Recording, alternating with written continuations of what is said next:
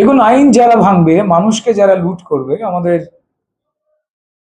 ভারতীয় সংবিধান বলুন বা আমাদের আইন বলুন, সেই অনুযায়ী যা লেখা রয়েছে সেই অনুযায়ী তাদের শাস্তি পেতে হবে।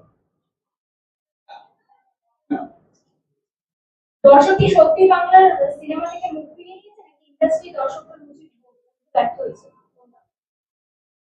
এমনটা তো নয়। মানুষ বরাবরই তার পছন্দের কাজ দেখেন নিজের মতো করে। এর আগে একটা সময় ছিল যেখানে অনেকজন মানুষের পছন্দ একই ধরনের হতো। আজ পছন্দের এতটা স্বাধীনতা বা বিভিন্নতা এসেছে, তাই কোন একটি প্রোডাক্টও যদি আপনি ভাবেন, সেটা একটাই অনেকগুলো বিক্রি হয় না। ঠিক তেমনি আহ, সবার পছন্দ ভাগ হয়ে যাওয়াতে আহ, মানুষ আলাদা আলাদা রকম ভাবে দেখছেন। আমরা কি এবার টলিউডকে আরো ভালো হবে, যেমন সাউথ এবং বলিউড?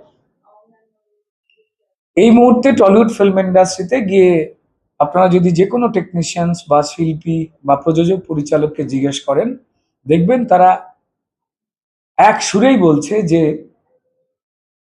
আমরা একটা ভালো দিনের অপেক্ষায় আছি, একটা সুন্দর পরিবেশ তৈরি হয়েছে, আর আমাদের ওপরে কাজ কেড়ে নেওয়া বা অত্যাচার বা অর্থনৈতিক দুর্নীতি বা কাটমানির ভাগ কেউ আর চাইবে না। ধন্যবাদ নতুন সরকারকে, ধন্যবাদ সম্মানীয় মুখ্যমন্ত্রী শুভেন্দু অধিকারীকে। তৃণমূলের ভরাডুবির পর একাধিক তারকারা মুখ খুলছে, যেমন এটাই তো খুব মানে স্বাভাবিক একটা ঘটনা নয় কি? কারণ বহু মানুষ রয়েছেন যারা সরাসরি প্রতিবাদ করতে পারেন না নানান ধরনের অসুবিধার জন্য। তারাও তো প্রত্যেকেই অপেক্ষা করেছিলেন 26-এর নির্বাচনে পদ্মফুলের বোতামটার জন্য, সরকার পাল্টাবার জন্য তারা অপেক্ষা করেছিলেন। তারা তাদের প্রতিবাদ ওইভাবে জানিয়ে দিয়েছে। প্রত্যেকটা মানুষ একই ধরনের প্রতিবাদী হবেন বা একই রকম প্রতিবাদ করবা তাদের সাহস থাকবে, সেটা তো সবসময় হয় না। তো ফলত আহ, আলাদা আলাদা ভাবে প্রতিবাদ করছেন। কেউ আগে করেছেন, করে ক্ষতবিক্ষত রক্তাক্ত হয়েছেন। আমাদের 321 জন ভারতীয় জনতা পার্টি কর্মীদের প্রাণ চলে গেছে, লক্ষ লক্ষ বুথ স্তরের কর্মীদের, মন্ডল শক্তি কেন্দ্র জেলা বুথ স্তরের কর্মীদের জীবন জীবিকা ঘরদোর চলে গেছে।